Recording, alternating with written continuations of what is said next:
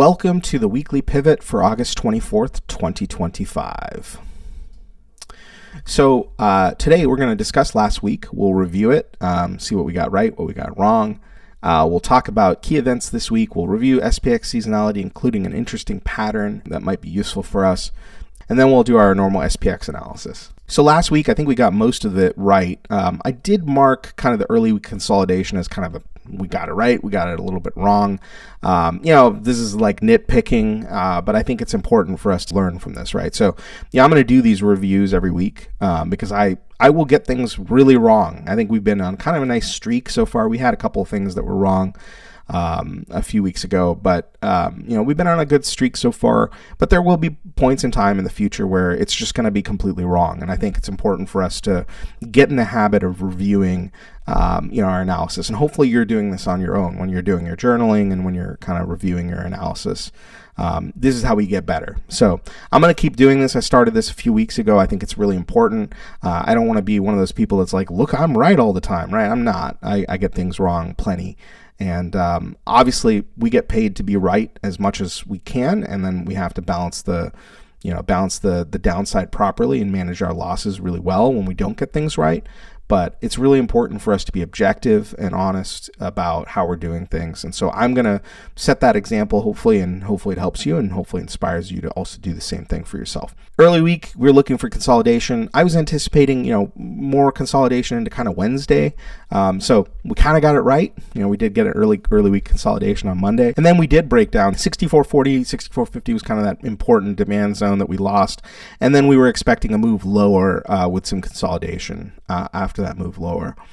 And then the most important part was we were looking for a daily 21 hold. It's been happening basically every single time that we've gotten close to the daily 21, or even in the last case where we dipped a little bit below it, we recovered it and then we continued higher. So, it works until it doesn't. Better to side with trend. On balance, and I'll show you on the chart, on balance, it's going to be correct most of the time. So we still have our swing and position golden gates up to 65.50 by the end of the month for the swing golden gate. So that's this week. If that plays out, that would be great.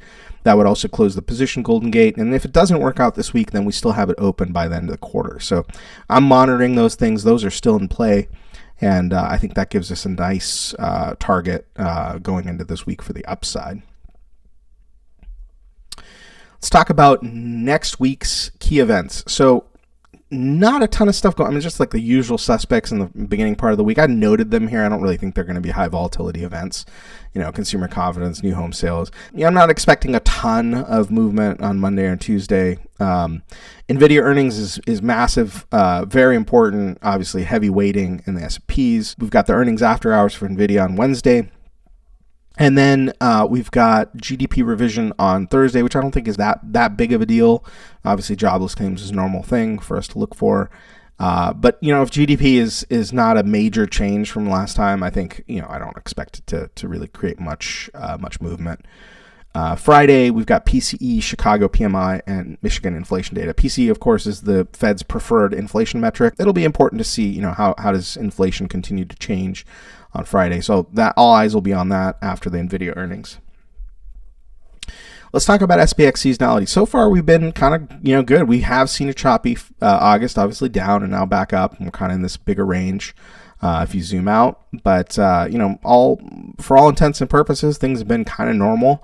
I did notice a pattern yesterday. I was kind of just looking through some charts and just reviewing SPX seasonality in preparation for today's video. And I did notice that this interesting, pattern that kind of emerged when I was looking through the summers since 2006. 75% of the time, so in this case, 6 out of 8 times, we've had a positive. If we've had a positive June, July, and August, we've also had a positive September. And the negative Septembers were in 2020 and 2021. So you can see, and by the way, I'm using a annotation tool. So we're going to try this. It's like a presenter tool. Right, I can draw some arrows for you. So these are the positive cases, and not this includes this year, so it doesn't really count. But I'll point out last year, we've had these 3 green months, June, July, and August, and then it's resulted in green Septembers for each of these cases. So Doesn't mean it's going to happen again. Just an interesting thing to note, and it's something that could potentially help us if the chart continues to remain bullish. That works in our favor. The cases that it didn't work were in 2020 and 2021. So we'll see how things play out this month. I just thought it was an interesting thing to note. It shouldn't give you any necessarily any bias. The bias should come from the chart and what we're trading. But, it's an interesting background piece, just something I noted and I thought would be very useful for you guys to at least just keep in the background. We could still get a 2020, 2021 type situation. We could also just dip, in September and then recover. So there's a lot of ways that can play out and still maintain that positive end of month situation. But, we'll see how it plays out and we'll play it along the way. All right, so here we have our SPX chart on the left, and we've got P-call. This is kind of different. I haven't shown you guys this on the weekly pivot, but if you've been following me for a while, I use this. I learned this methodology and have adapted it a little bit for my own personal needs, but I learned it from John Carter. So, we got put to call ratio for all the options on the right side in Thinkorswim, and I have it set up in a way where we have a 3 EMA, I've got bars kind of hidden in the back, and then I've got these lines for bullish, bearish spots and neutral spots on the P-call. So, one is bullish, 0.875 is like starting to get bullish, 0.625 is starting to get bearish, and then of course 0.5 is very, very bearish. So just something I noted this week on Twitter, the last two times that we've been down here at the daily 21, we've been at a neutral spot on P-call, and I posted the chart prior to this happening. But essentially what I was looking for is if we curl back down, we would probably get a rally on the markets. And of course we did get that. We did curl back down and we did get the rally on the markets. So, interesting pattern to note. We kind of been just hovering between the bearish zone and this neutral line, and the neutral line has been typically lining up with the daily 21. All right, so this is our normal chart that we've been looking at. We've got long-term yearly levels here. These are ATR levels, the yearly ATR levels, and then we've got a standard clean weekly chart with our ribbon on here. So you can see that we broke out from 6,400. We've back tested a couple times, but the most important thing is, and this is what I was saying earlier about when people say trend is friend, that this is what they're talking about, right? We bottomed out here in April. We recovered the 21. Back tested the 21, and then every back test of the 21, including this one where we lost it and then recovered it, has resulted in moves higher. So we've seen it here, we've seen it here, we've seen it here, we've seen it here, and now we've seen it again here, right? Trade the trend until it doesn't work, right? So and it works both ways, right? This is the important thing. Like if you shorted the 21 here, you shorted the 21 here, you shorted the 21 here, right? That works for the downside too. Let's say you shorted the 21 here, right? You may have been able to get out with some profit, but you probably lost that trade, right? That was probably a bad trade, but 3 of these worked, right? And then when you flipped bias and you longed and you longed and you longed and you longed and you longed, right? You're winning on the side of trend. So that's what, when trend is friend, that's what it means. It's sticking with the trend until it tells you it's not working. And I think a lot of people are too concerned about you got to get everything right? You got to get everything right. Now, if you're full porting every single trade, yeah, you're probably not going to have a great day. Right? Because one of those trades is going to smoke you and then you're in trouble. But if you're using good risk management, which you should be, one failed trade here, it's just a sign. It's a signal. Okay, you lost a little bit of money there. Now let's see what happens, right? And then you get your pullback entry here, or let's say you missed that one, right? Let's say you buy here. That's fine too. Or let's say you skip both of those, right? And you buy here. That's fine. That's perfectly fine. Maybe you're waiting for the 1348 cross and then you buy here, right? That's perfectly fine. There's nothing wrong with that.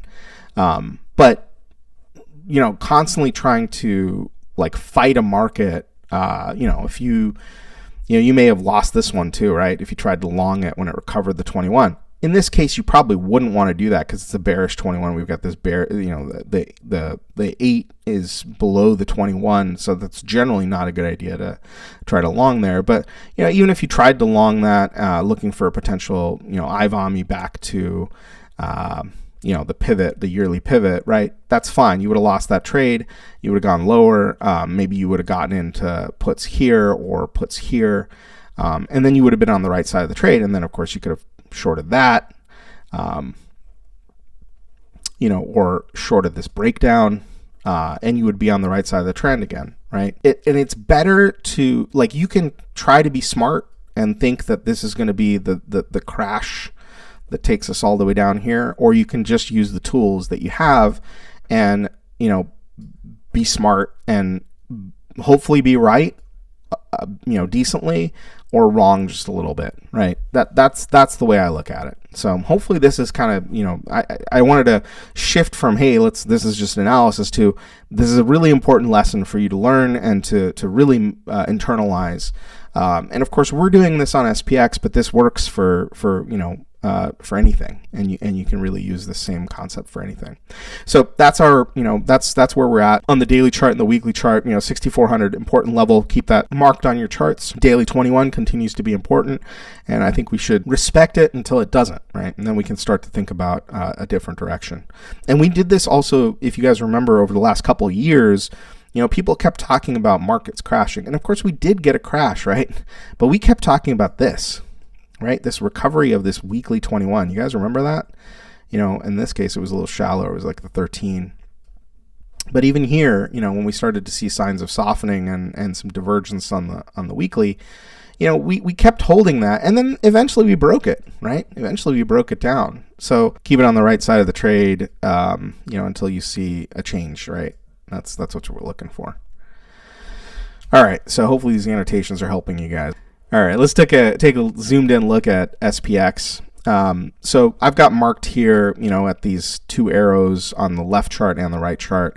This is the swing golden gate. We're looking for a move up to, 65.50.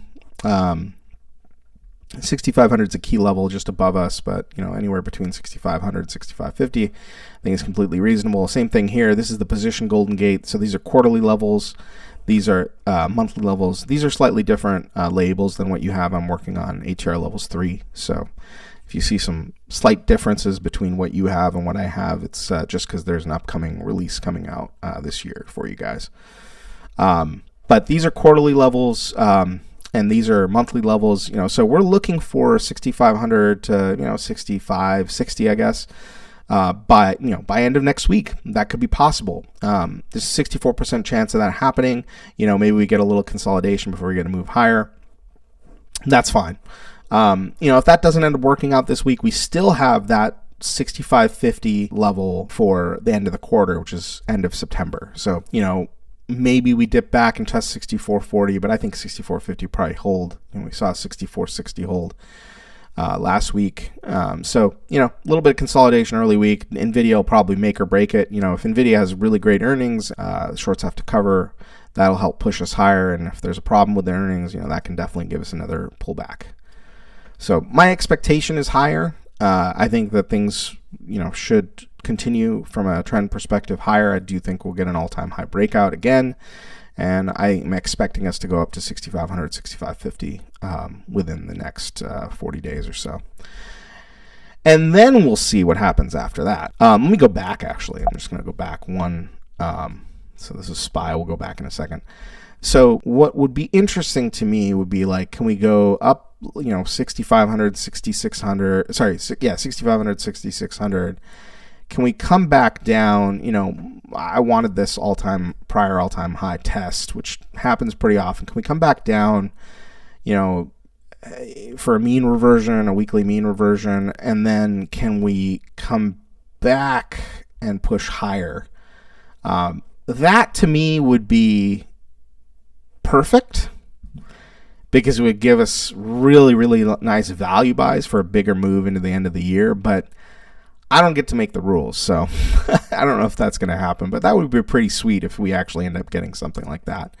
That gives everybody a little bit of action. Obviously we could trade the downside here too on a mean reversion, and then get better value for some pushes into the end of the year. So that's kind of what I'd love, and I'm just going to defer to the daily trend until it stops working. All right, let's go back. So now this chart is the same thing that you saw before for SPX and SPY. Let me go back so you can see it. So this is SPX, hourly candles, daily ribbon, monthly levels. We've got daily ribbon, daily candles, quarterly levels, position levels. So same thing here on SPY. I just wanted to note something that we did get a new all-time high on SPY. We didn't get it on SPX. So that's the only reason why I have this. And then also show volume. We had above average volume on SPY. And that's your weekly pivot for August 24th, 2025. I'll see you in the next one.